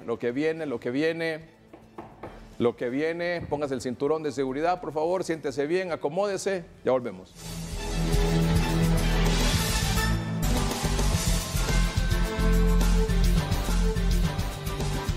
Muy bien, doctor Sierra Hoffman en Victoria, Texas. Aquí en el estudio, la doctora Silvia Portillo y el doctor Omar Videa. La primera gráfica de esta noche, atención allá Victoria, Texas, amables televidentes a nivel nacional. Este es el dato de hoy de la situación hospitalaria en el país. Principalmente en Tegucigalpa y San Pedro Sula, que tienen los más grandes hospitales. Los hospitales de especialidades, los hospitales nacionales. Por ejemplo, vea usted cómo está el tórax, 100% en sala, 100% en UCI. Ojo con eso. Vea cómo está el universitario. 109 en sala, 150 en UCI. Terrible. El María, 105 en sala adultos, 85% en pediatría, UCI 100% adultos, 25% en cuidados intensivos pediátricos. El San Felipe, 95 en sala, 80% en UCI. Y el Mario Catarino Rivas en San Pedro Sula, atención, está subiendo sala, está subiendo la UCI y también la pediátrica. Y Leonardo Martínez, que no tiene UCI, solo en sala. Doctora Silvia Portillo, doctor Videa, doctor Miguel Sierra Hoffman, le voy a agradecer, breves intervenciones para podamos desarrollar los temas que tenemos. Muy bien, yo solo quería explicar, como habíamos quedado, por qué estoy aquí. Realmente yo le pedí a usted que me permitiera participar esta noche, yo sé que siempre tratan este tema, porque es tremendo lo que estamos viviendo en el tórax. Yo quería ponerles como ejemplo qué es lo que ha pasado, ¿verdad? Tengo dos casos, uno, ¿verdad? Para platicar brevemente. Uno es de una persona que viene del Lepaterí, que vino del Lepaterí, que ya, esta persona ya murió, pero lo más dramático para mí fue que esta persona llegó saturando 67 de 100%, ¿verdad? Como 100. Pero el punto está en que este señor tenía 14 días, empezó hace 14 días y 8 días antes había sido vacunado con una primera dosis, ¿verdad? De la vacuna de AstraZeneca. Y bueno, el señor fue evolucionando de tal manera, fue tratado en casa, pero siguió ahí evolucionando. El caso es que este señor llega al tórax casi como con 21 días después de haber iniciado síntomas. Entonces llega el 15 y ya el 17 muere. ¿Verdad? Perdón, este señor llegó el 16, viernes. Llegó el viernes. El viernes a las 5 de la tarde, ingresado. Ya tenía como 4 días de estar en el triaje. Un momentito, vamos por partes. Ajá. Este señor tenía, me dice esto último, 4 días de estar esperando en un triaje. Sí, sí. Aquí en la capital. Sí, en la capital. Oiga, doctor Sierra Hoffman, ¿está con nosotros? Sí. Ok. Claro que sí, por supuesto. Muy bien, excelente. Micrófonos abiertos, todos. Sí. Tenía 4 días de estar esperando en un triaje. Sí. Aquí en la capital. Sí. Cuando se abre un cupo, lo mandan al tórax. Sí. Al tórax llega el viernes a las 5 de la tarde. Sí. ¿Este viernes? Sí, este viernes. ¿Y muere hoy? Hoy en la madrugada a las 4 ¿Y de llega la del tarde. triaje saturando cuánto? Llegó del traje saturando como 81, o sea... Y con 15 litros, Es que lo seguro. que pasó fue que este señor, mire, la doctora ha tenido esa delicadeza, por decirlo así, de darle prioridad a la gente que ya está al borde de que necesita urgentemente ser rescatada. Entonces, en ese trance de que de pronto se ve que esta persona ya está desaturando, ya en forma irreversible, entonces logran de pronto el primer cupo que hay, que siempre hay por lo menos 1 o 2 diarios, por lo menos, entonces entra. Pero el asunto está en que él ya tenía muchos días, fue para ver si podía entrar en terapia rescate, pero ya no era posible, ¿verdad? Entonces... Solo hoy, doctor Sierra Hoffman, amables televidentes, doctor Videa, había aquí en Tegucigalpa, por la tarde, 110 personas en los distintos triajes, Sí. 110 personas esperando por un cupo en un hospital, aquí en la capital. Llaman al hospital, los médicos del Sí. triaje, Y ahí está. y le preguntan al tórax, ¿tiene cupo? Y mire cómo está la sala y mire cómo está UCI. Llaman al hospital escuela, ¿y cómo si tengo 109 y 150% de ocupación? Llaman al María, mire cómo están lo de los adultos. Solo queda un poco en el San Felipe y nada más, pare de contar. Si no tiene que irse a un hospital privado, si es que tiene los recursos, pero lo que sí sé es que últimamente, bueno, no últimamente, sino que lo que ha pasado es que mucha población, al tener esta circunstancia de los públicos así llenos, van a un privado, pero llega un momento en que es insostenible, que no pueden seguir pagando y están desesperados desde los hospitales privados buscando un cupo en un hospital público. Y los que no pueden pagar el hospital privado también haciendo presión por ingresar a los hospitales públicos. Doctor Y Videa. lastimosamente ese tipo de pacientes ya no son de salas, sino son de unidades de cuidados intensivos o unidades de alto flujo. Porque si no estarían igual. ¿Cómo explica usted, por ejemplo, que en el hospital universitario tienen capacidad para 12 camas en UCI y tienen 18? Explíqueme eso, por favor. Se multiplican, pero es de alto ponen riesgo. las camas, pero el asunto es que eso es bien difícil, porque sí, es un alto riesgo de contaminación, de otras cosas, etc. Miren, el otro caso es una señora de 70 años. Este señor anterior era del Hepaterique, que ahí también quiero resaltar el hecho del problema grave que hay con los triajes en estos lugares, ¿verdad? Y que ahí tampoco hay centros de contención. Muy bien. Pero la otra señora, esta sí es de aquí de Tegucigalpa, y esta señora igual, ¿verdad? Tiene una historia de que se había hecho un antígeno y que estuvo siendo tratada, esperando, llega al triaje, ahí está otros 3 o 4 días, y finalmente llega al tórax, esta señora obesa, hipertensa, ¿verdad? Bueno, y llega con su neumonía, y el caso es que esta señora sí fue la que llegó el 15 y murió el 17, ¿verdad? O igual. 2 días. Sí, 36 horas, igual que el otro señor, 36 horas. 36 horas duraron los dos en el tórax. Entonces les voy a explicar algo que para mí es bien importante, y es el hecho de que ya estos casos de 2 días ya nos estaban ocurriendo estas 2 semanas. O sea, antes todavía tenían, aunque estaban sus días en el triaje, pero por lo menos llegaban con tiempo de terapia de rescate. Pero ahorita se está acumulando tanto la gente y nosotros no estamos egresando tantos, ni vivos ni muertos, que de pronto entonces cuando la gente llega ya es muy poco el lapso de tiempo de ventana, como se dice, para poder apoyarlos. Entonces, para recuperarlos. Entonces eso para mí, yo lo he dicho aquí, es muerte comunitaria. Pero entonces aquí preparando esto, ¿verdad? Me acabo de dar cuenta en primer lugar de que entre 6 y 7 de la noche, 6 y media, murieron 2 personas. ¿De hoy? De hoy. ¿Ahorita? De hoy, ahorita antes de venirme yo. Murió uno en el triaje de Juan Pablo II y otro en el CCI, ¿verdad? En el Centro Cívico Gubernamental, creo que. Vamos a ver, voy a chequear aquí. Y lastimosamente esa historia se va a seguir repitiendo. Perdón, no, fue en el centro, fue en el de la Mayangle y en el de Juan Pablo II el otro, 2 fallecidos. Pero lo que pasó en el CCI es que, en el Centro Cívico Gubernamental, perdón, es que hoy en la mañana, a las 4 de la mañana, ya no tenían oxígeno. Ya no tenían oxígeno, entonces estaban presionando porque tenían una embarazada y otro señor, y las embarazadas, pues esas no se puede ayudar en el tórax, ¿verdad? Pero tendrían que ir al materno infantil o a la maternidad del San Felipe. Y el otro señor, pues estaba viendo cómo se le trasladaba. Pero volvemos, estos casos los traje porque esta es la justificación humana, real, sanguínea, ¿verdad? De por qué necesitamos centros de contención, pero en una magnitud alta. No es de colocar 30, 20, a menos que sea en varios lugares, en varios centros, en varias localidades para evitar que se vengan a acumular. Pero tiene que ser una cantidad total de unas 250 camas con alto flujo, ¿verdad? Tenemos que comentar también, este fin de semana conversaba con un médico de uno de los triajes, me voy a reservar de qué triaje, y me decía, mire doctor, en esta última semana ya nos está tocando decidir a quién ponemos con un cupo en el centro de estabilización. ¿Cómo va a creer? Así. Y me contó el testimonio de al menos 3 casos. De personas que hay una cama disponible, porque lograron conseguir un cupo, trasladaron al paciente. Y dice que tenían 4 personas. Y todos requiriendo oxígeno. A 12 y 15 litros, sentados en una silla. Para llevarlo a esa cama, se decidió poner al más joven. ¿Y sabe qué me dijo el médico? Mire, doctor, me dice, este sistema sanitario nos está ya poniendo a jugar de Dios. Antes se decía que eso estaba ocurriendo en los hospitales, está ocurriendo en los triajes de la ciudad capital. Se está decidiendo a qué persona acostar en una cama de centro de estabilización.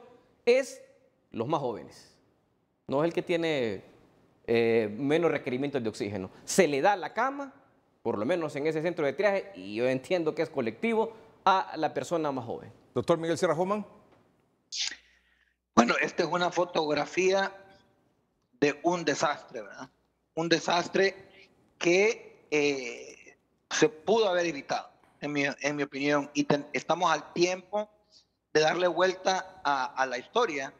Si no, esto va a seguir de la misma manera. O sea, van a seguir colapsados los hospitales, muriéndose la gente en el hospital, muriéndose en el triaje, que es una verdadera tragedia, y tenemos que actuar ya.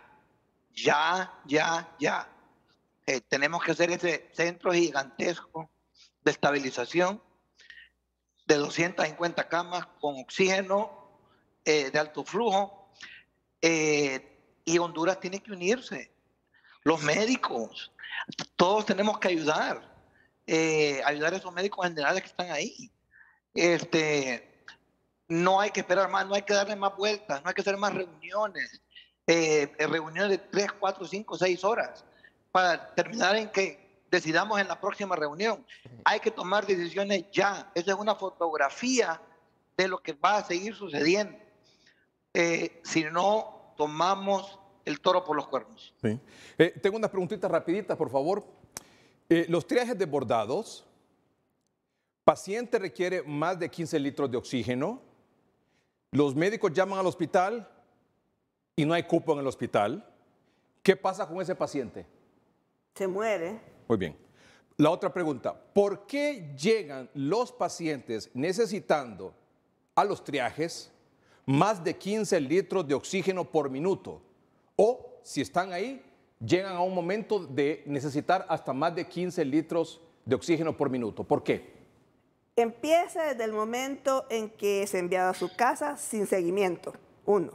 Si no tiene seguimiento, no va a tener tampoco abordaje oportuno para darle tratamiento. Antes que el seguimiento, la identificación de que está positivo. Exactamente, sí. Exactamente, ¿verdad? Bueno, entonces usted no identifica, lo deja ahí, se le olvida, y después cuando ya llega, porque ya tiene distrés o todavía está con síntomas, ahí lo deja otra vez, no, tenga esto y váyase para su casa, y no lo sigue observando. O sea, no estoy diciendo que todo el mundo tiene que entrar a estabilización, no. Hay gente que puede estar en su casa, pero observándola. Para eso sirven las brigadas integrales, para observar a la gente. Muy bien, si no, entonces llega después, peor.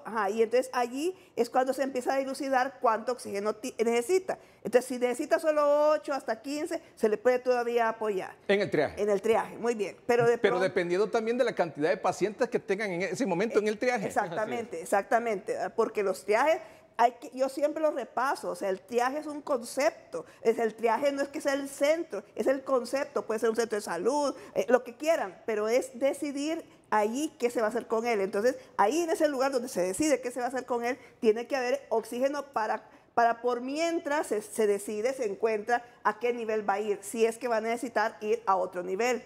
En este caso ya es necesario que el nivel sea un centro de estabilización, que sí están planeados y sí fueron pensados, pero el asunto está en que un centro de estabilización ya no tiene el nivel de abordaje de tratamiento que un triaje. Aquí ya hay que tener esteroides, hay que tener antiinflamatorios. ¿Por qué? Porque cuando aumenta el requerimiento de oxígeno es porque ya hay un proceso de neumonía. Doctor. El COVID realmente sigue, a pesar de las variantes, avisando. Esto es sencillo. Lastimosamente los centros de triaje no tienen la logística para hacer todos los biomarcadores que hemos hablado por meses acá. Una persona, estamos viendo ahorita que en las primeras 48 horas esa proteína C reactiva la esté elevando, usted lo revisa los pulmones y están bien, pero si la proteína C reactiva está elevada, más del 50% va a ser neumonía. O sea, necesitamos dar un paso hacia adelante en la estrategia, en el abordaje del paciente, porque tenemos que avisorar lo que se va a venir. Y hay formas predictivas de complicación. La probabilidad anda más o menos en un 80% de eso. Entonces, necesitamos también fortalecer con pruebas diagnósticas y no solamente el antígeno que se hace en los centros de triaje o el propio hemograma. Necesitamos seguir haciendo ferritina, teniendo que hacer interleucina 6, o sea, tenemos que buscar esos predictores de complicación. Porque una persona que desarrolla esos factores inflamatorios elevados, tarde o temprano se va a complicar. Aquel que comienza en los primeros 7 días saturando menos del 94%, esa persona ya va a requerir oxígeno. En los centros de triaje, lógicamente, o sea, están tratando lo graves de los graves ahora en los centros de triaje. Y entonces usted está requiriendo 2 litros de oxígeno, entonces le dicen, mire, con unos 2 litros se le puede solventar ese problema porque está con saturación de 88, 90. Vaya a su casa y póngase oxígeno. Y es válido, pero lo que no es válido es lo que comenta la doctora, que no tienen un seguimiento. Porque hay pacientes que dicen, me mandaron con 2 litros y regreso a las 48 horas porque fue insuficiente. Y entonces le dije, ¿por qué usted llega tarde? Pues es que hace 2 días me vieron acá. O sea, no hay ese seguimiento. Entonces, no solamente es la parte de la evaluación inicial, sino que tiene que llevar esa parte. Porque si no, luego regresan y colapsan los centros. Vamos a, perdón. Yo solo quería decir una cosa. Ese señor que venía de la Paterique, eso fue lo que pasó. Este señor pasó de ser observado, pero no fue seguido. Entonces, cuando ya por fin empezó a desaturar en forma irreversible, entonces es cuando ya necesitó ir a un hospital, fue traído un triaje, ahí no había cupo, estuvieron conteniendo, y cuando llegó ya no era posible.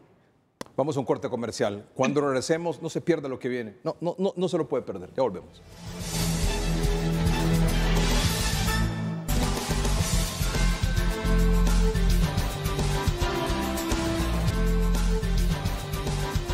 Bueno, aquí doctor Sierra Hoffman, vea cómo se explica aquí lo que hemos estado planteando aquí en el noticiero con usted, la doctora Portillo, el doctor Videa, la doctora Ciudad Pasosa, el doctor Tito Alvarado, la doctora Ibel Lorenzana, bueno, la doctora Elsa Palou, todo el mundo, todos los expertos, el equipo aquí del noticiero hoy mismo. Este es el escenario COVID en 2020. Recuerda, doctor Sierra Hoffman, que con usted y todos aquí se propusieron los triajes, ¿verdad? Allá en marzo, abril del año pasado, ¿no? ¿Se acuerda? Exacto, exacto. Y comenzaron a abrir triajes hasta en mayo, junio del año pasado. ¿Estamos? Exacto, así estamos. Bueno, muy bien. Aquí que nadie se pierda en eso. Y este era el escenario en ese entonces. Cuando se abrieron los triajes, tenían oxígeno y después pasaban al hospital donde sí había cupos. Sí, es correcto. Entonces se comenzaron a aperturar triajes prácticamente en la mayor parte de los municipios de Honduras y estos centros de triaje tenían un área de emergencia y un área de estabilización. Cuando la persona requería oxígeno que podía andar entre 1 y 15 litros, se dejaba en ese centro de estabilización y el tratamiento temprano, lógicamente, en su gran mayoría era resuelto en estos centros de triaje. Habían algunos casos donde requerían hospitalización. Hospitales que en su gran mayoría, durante el año 2020, tenían cupos. Tenían cupos porque aquí había una contención y eso fue evidente y se vio de manifiesto principalmente en el Distrito Central, donde nunca colapsó el sistema sanitario en el año 2020. ¿Estamos, doctor Sierra? Totalmente. Muy bien. Lo estoy siguiendo al dedillo. Muy bien. ¿Estamos, doctora Portillo? Sí. Bueno, eso fue 2020. Ahora el escenario, julio 2021, por favor. Cambió porque lastimosamente se cierran los triajes, en su gran mayoría. No hay emergencias, no hay áreas de estabilización. Quedaron pocos triajes y vean lo que ocurre. Se comenzó a aglomerar. La demanda siguió incrementándose. Mucho más casos se comenzaron a dar en el año 2021 y con poca respuesta para esa atención. Entonces, ¿qué ocurrió? Un área de estabilización que se volvió insuficiente. Las personas requiriendo oxígeno, ya no de 1 a 15 litros, que es lo que le ofrece el centro de triaje, requieren mucho más cantidad de oxígeno. Hospitales sin cupo, porque se perdió la contención. Menos triaje, mucho más personas que están llegando complicadas a los centros de triaje, donde ya su capacidad de atención se desbordó. Se desbordó no solamente por el cupo, sino por los requerimientos, porque los centros de triaje y estabilización se volvieron insuficientes, que no tenían la capacidad de poder brindar la atención que estas personas estaban requiriendo de más de 15 litros de oxígeno. Las personas, lógicamente, al saturarse los centros de triaje, se comenzaron a llenar los hospitales y es el reflejo que tenemos en este momento. Triajes llenos, hospitales sin cupos. Y por lo tanto, esta gente para acá, estos pacientes para acá, hay una X ahí. Hay una X. Se mueren. No hay paso. Se mueren. Ahí por eso la doctora paso. nos ha traído un par de ejemplos que acaban de ocurrir. Mire, la otra cosa es lo siguiente. Nunca olvidemos que contención es sinónimo de brigadas integrales. Esa es vigilar en la casa, ahí donde tienen que contenerse. Entonces, esos triajes, al ser cerrados, cerraron también las brigadas, porque esas tenían que alimentar el triaje. Ese concepto se deformó porque nunca hicieron todas las brigadas que se debían. Doctor Sierra Hoffman, ¿estamos? No, estamos claros. O sea, fíjese que la solución se dio el año pasado, porque hay que ver una cosa. En el mes de junio del año pasado fue un mes récord, junio, julio, pero contrario a este año, que también fue récord, la mortalidad bajó cuando los casos iban subiendo por la brigada, por los triajes, por el tratamiento anticipado. Y en el mes de octubre, Honduras tuvo la mortalidad más baja de toda América, del Polo Norte a la Tierra del Fuego. Y ahora estamos al revés, ¿verdad? Entonces, eso obviamente, ¿qué es lo que hay que hacer? Lo que hicimos el año pasado, por Dios. Hay que ir ¿Y cómo decís? Hay que hacer más incluso ahora. No, más, sí, porque también el virus ha cambiado. Sí, correcto. ¿Verdad? Sí.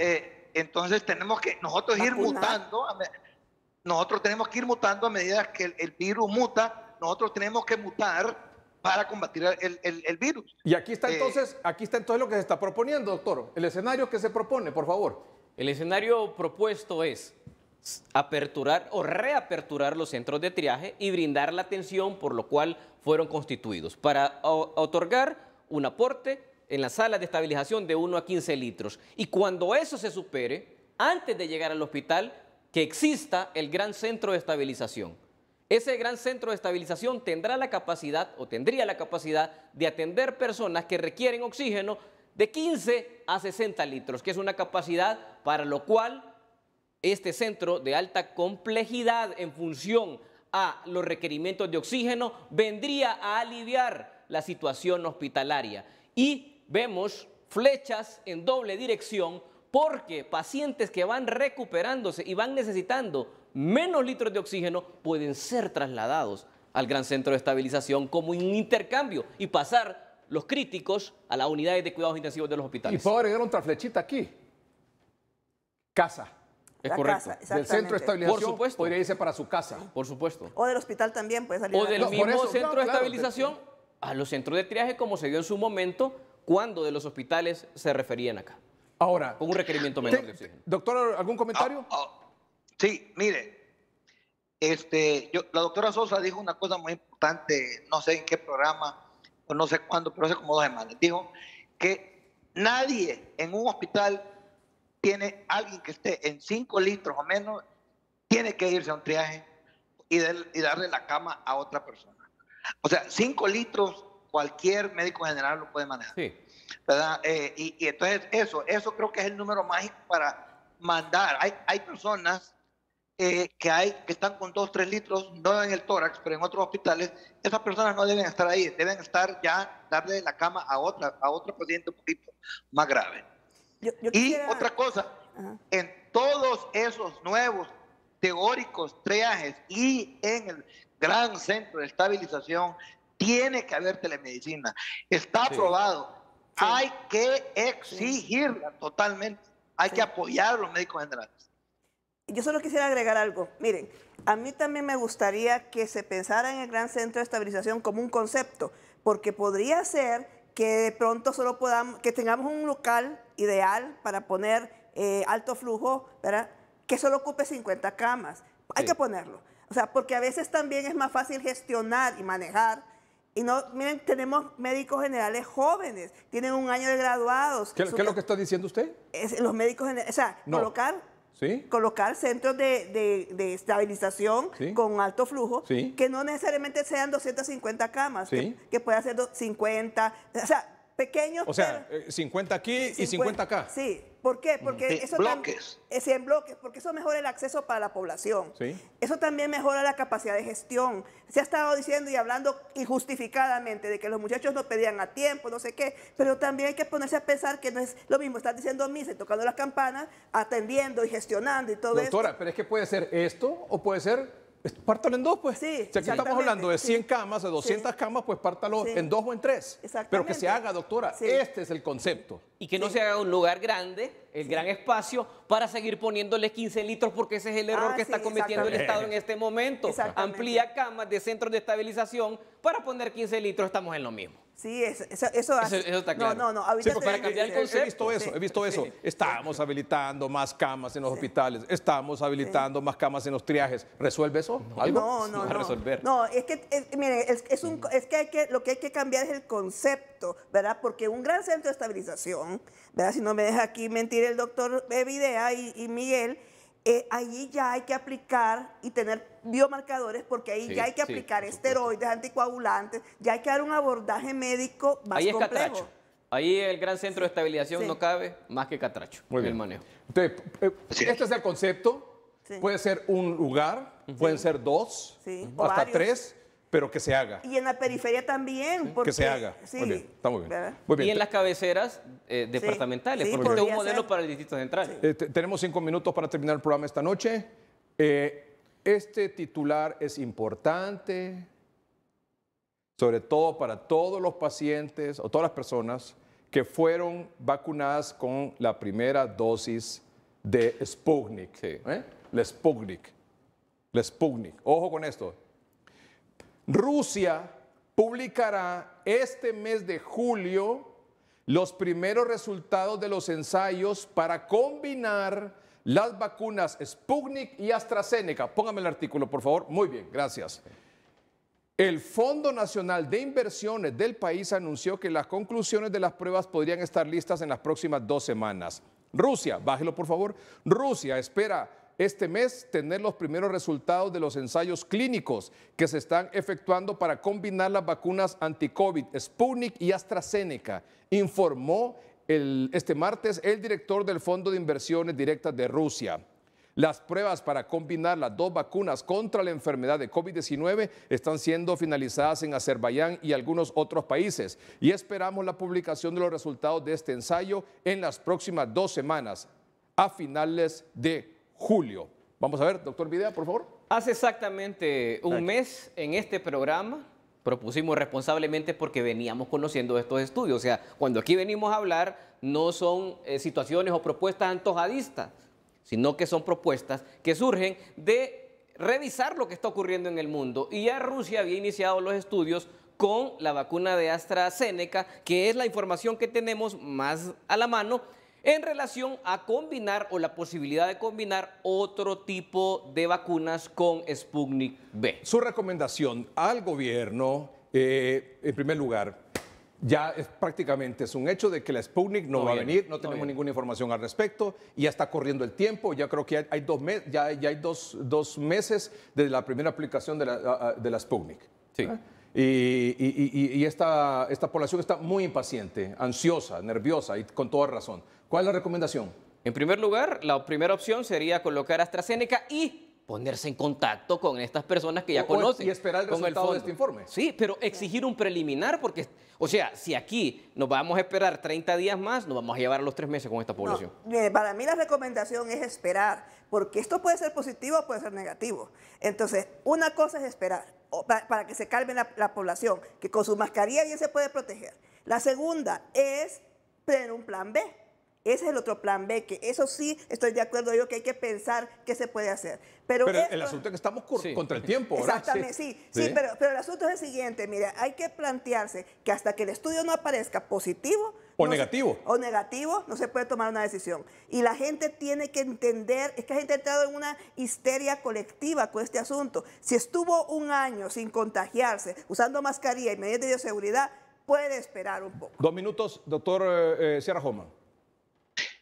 Bueno, mire, yo estoy 50-50 con Omar y con Silvia. Por un lado está la parte que dice Silvia, que tiene razón, hay que esperar el estudio, pero por el otro lado, así extraoficialmente, los que estamos en esto de que revisamos los preprints, que son estudios que no están confirmados, pero que están resultados, todo indica a que la combinación de vacunas o las vacunas heterogéneas dan resultados en los que he visto yo. O sea que ni una ni la otra, o sea que si no se va a errar de un lado o del otro. En lo que sí no se va a errar es en aplicar la bioseguridad. Con eso no se falla. Y eso pienso yo que es algo que la gente tiene que entender, que no podemos relajar. Aunque nos cueste andar con esa mascarilla, tenemos que adaptarnos. Es el que se adapta al ambiente el que va a sobrevivir, no el más fuerte, ni el más grande, ni el más grandote.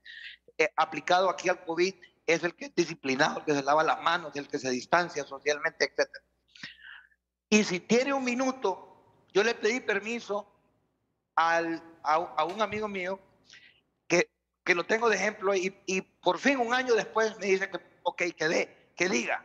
Si usted me da permiso, lo digo. Rapidito, doctor, porque tenemos que despedir ya. Y lo entrevista esta semana. Enrique Welder, en el sur, él hizo un mini triaje desde marzo del 2020, desde ahí, al principio de la pandemia. Al día de que tiene 1,000 empleados más los familiares. Lo maneja Isaí Hernández. Al día de hoy, no se ha muerto una tan sola persona. Una. tan sola persona. Se han enfermado, pero todos se han curado. ¿Eso qué le quiere decir? Que las cosas funcionan cuando se hacen bien y existen todos los medicamentos, las pruebas, etc. Quique Wetzel, el ejemplo a seguir en Honduras como empresario. Muy bien. ¿Qué hacemos entonces? La primera recomendación a todas las personas que tienen una dosis de Sputnik es que se sigan cuidando. Que sigan cuidando. O sea, que usen una doble mascarilla. Eso es lo primero. No, y al Estado exigir también una respuesta. Lo que usted dice, bueno, ¿qué exigencia pública le han hecho a la gente de Rusia? No hemos visto.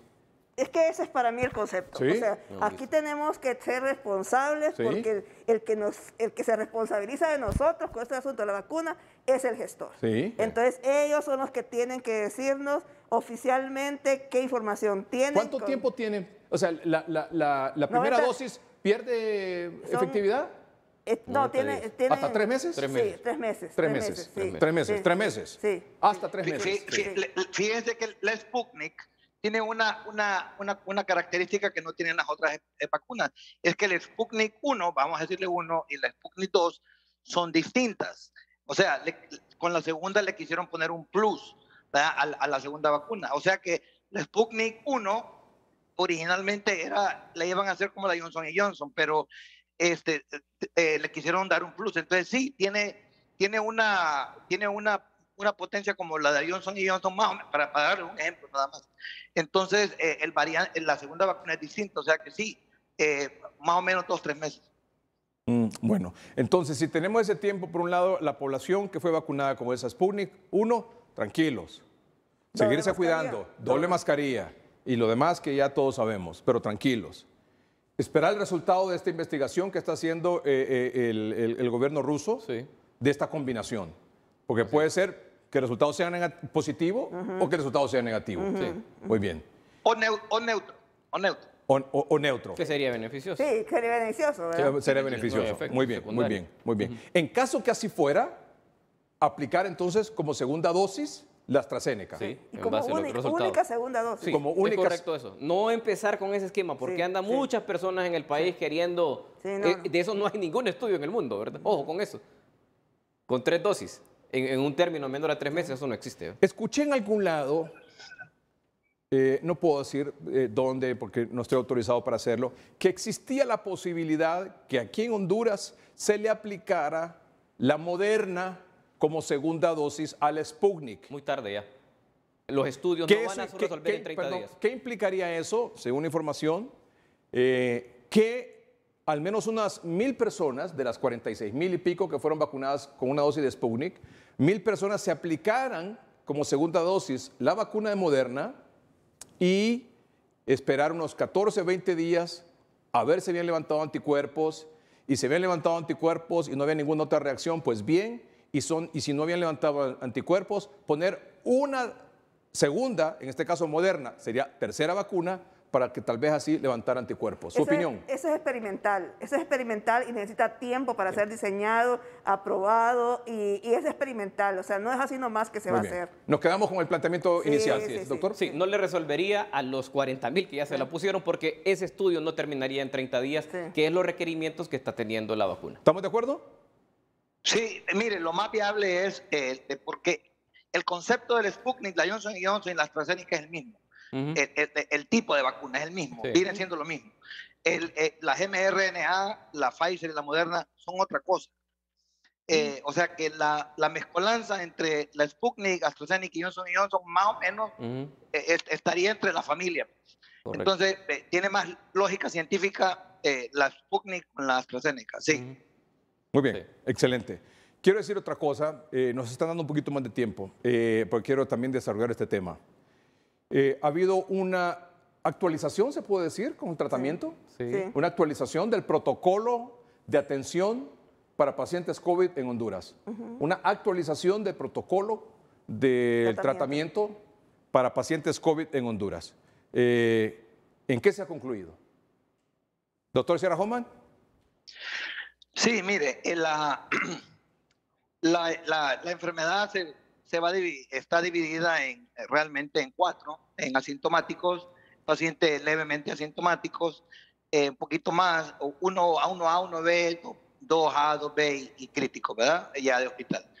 Entonces, lo que ha cambiado es, y yo creo que es muy bueno, es de que desde el inicio se va a dar aspirinita con una carga de 325 y 100 al día. Ivermectina se subió la dosis. Ahora se hace la clarificación que tiene que ser un estómago lleno, que es la clave de la ivermectina.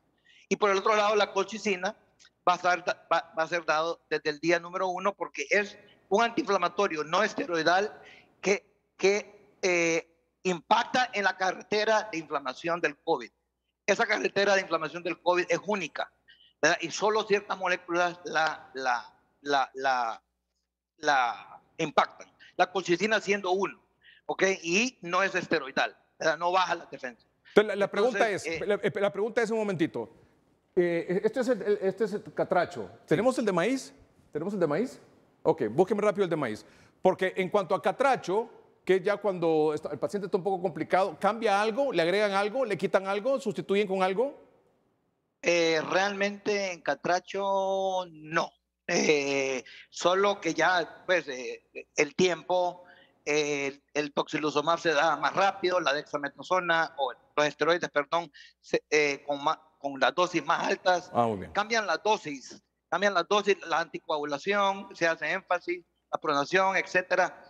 El cambio no lo miro así como drástico, pero creo que habrían cambios de dosis. Eso es lo que me acuerdo. No cambia la parte de la ivermectina, solo en la dosis y en la vía. En la parte pero ya no le llamamos catracho, ¿verdad? Y en la parte oral, perdón, en la parte extrahospitalaria, fuera del hospital, se incluye la aspirina y la colchicina. Eso va a ser una gran mejoría. One moment, please. One moment, please. Doctor Videa, en esa parte. Bueno, hace el 10 de abril, en un 30-30, se hizo la propuesta de que ante las modificaciones, ante las nuevas variantes, deberíamos de ser mucho más agresivos. Y aquí en este programa planteamos algo que yo vengo haciendo en la medicina privada hace 4 meses, agregar la aspirina, porque se vio en estudios grandes en Estados Unidos que reducía la mortalidad. O sea, los adultos mayores que toman aspirina en Estados Unidos, que fueron los veteranos de guerra, ninguno de ellos se murió de los que tuvieron COVID y tomaron aspirina. Entonces hay que empezarlo a dar por los fenómenos trombóticos. Número 1. 2. La colchicina. Lo basamos en el estudio Col-Corona de Canadá, que le empezaron a dar colchicina desde el momento del diagnóstico a las personas. Y se redujo la mortalidad en más de un 50%, en un 70%, la llegada al hospital, o sea, que personas se complicaran. Hace 4 meses la Secretaría de Salud conoce este planteamiento que nosotros se los dimos hacia la modificación o a la adición de 2A. Por eso se llama maíz, porque lleva A de aspirina y A de anticoagulación. Y ese es el abordaje que ya se está aplicando a partir de ahora. Pero esa es la actualización formal. Correcto. Ya. ¿Por qué? Sí. Es que la importancia de esto es que los médicos... Antiinflamatorio, colchicina, anticoagulantes. Sí, correcto, pero este es ya el abordaje que teníamos nosotros cuando el paciente es el intermedio entre el hospital o el centro de triaje y la casa, el AAA. Pero lo importante acá es que la población, la comunidad médica, en los triajes lo está haciendo. Lo que pasa es que tienen que dar la receta para que la gente lo compre, porque si no está instaurado la colchicina y la aspirina, en la primera línea no está en el stock, no está en el cuadro básico. Entonces no se lo dan al paciente. El que puede lo compra y es el que no se complica. El que no, ante las nuevas variantes, va y se complica. No, pero aquí hay una cosa que es estratégica y yo quisiera plantearla muy claro como patóloga.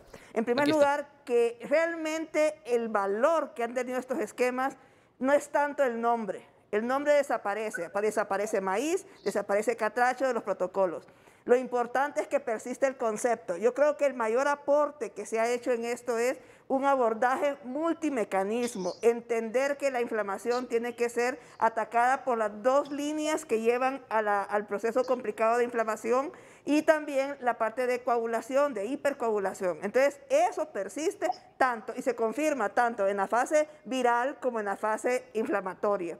Entonces, yo creo que eso es lo que tenemos que tomar y recuperar, que en este protocolo ya se entiende el mecanismo de la enfermedad, ya se sabe cómo manejarlo y cómo llevarlo a un éxito en el caso de los pacientes. ¿Este es el tratamiento? Sí, correcto, porque el acrónimo nos sirve a nosotros para que no se nos olvide y la misma gente lo pide. Por eso es el acrónimo. El maíz es esto: microdacin, acitromicina, antiinflamatorio, antiagregante, ivermectina y el zinc. Pero, Es el modificado. Pero yo acrónimos, ¿para sí, qué? Se sí, lo pero- graben sí. y dejen de pero- estar dando solo uno o dos componentes. No, Porque Pero la lo gente le va a complicar. importante es que al Sí, final sí. se probó Sí. que el abordaje mecanismo. multimecanismo funcionó. No, y solo quiero dejar algo bien claro. Yo estoy de acuerdo con el doctor que a veces los acrónimos ayudan, pero hemos tenido un grave problema, yo lo puedo ver en el hospital, cómo la gente dice, todos estos pacientes referidos toman maíz, y cuando ya uno los interroga, no le dieron maíz, Así le es. dieron otras cosas, o le dieron partes. Entonces yo creo que con haber eliminado las palabras, vamos a lograr que entonces ahora escriban qué fue lo que realmente le dieron al paciente y nos va a justificar realmente por qué fue que se complicó. Porque uno dice, ¿cómo es que dieron a tanta gente maíz y se complicaron? Así es, Fue porque incompleto. fue incompleto. Y- Entonces, ahora sin nombre, sin nombre. Están obligados a re- decirle no, lo que le están y indicando. recordar que el protocolo cuando se aprobó se llevó 6 meses. No quiero ser ave de mal agüero, pero así como trabaja la Secretaría de Salud, no me extrañaría a mí ver ese protocolo publicado en el 2023. No, eso ya está. Ya está, doctor Sierra Hoffman, ya Vamos a está. estar atentos a verlo. Ya está. Bueno, nos tardamos 9 semanas, pero sí es un protocolo que yo pienso que es accesible, Sí. es científico, es basado en evidencia. Sí. Y Fue- en el fue protocolo, por y en el consenso. protocolo, independientemente que se llame maíz, que se llame catracho, que se llame como sea, está la ivermectina. Está todo. Predomina. Está Predomina. Bueno, Usted sabe, ¿verdad? Usted sabe. Pero ahora tiene... tenemos que despedir. Gracias, doctora Ahora, Portillo. Nos un vemos gusto. mañana lunes. Doctor Perfecto, Videa, con doctor Sierra telemedicina Hoffman. mañana. Gracias. Buenas noches.